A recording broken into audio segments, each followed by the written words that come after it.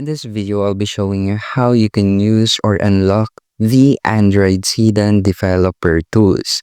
First is you have to head to your settings and then tap on the About phone and then click on the detailed info and specs. You have to find the MIUI version or the Android version of your phone for your specific brand. Now tap on this until you see the "You are now a developer" tools message. Now tap on the back button and then we need to scroll a little until we see the additional settings and then scroll again until we see the developer options. In the developer options, once it's turned on, you can see that you have different options to toggle on. So be careful on turning them on since it might break your device.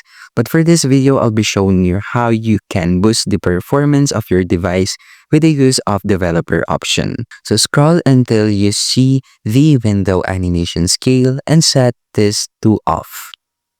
The transition to the animator duration scale, and that's all. Well, by viewing this, you will now smoothen the performance of your Android. And that's it. That's how you can unlock or find the Android hidden developer tools, and thank you for listening.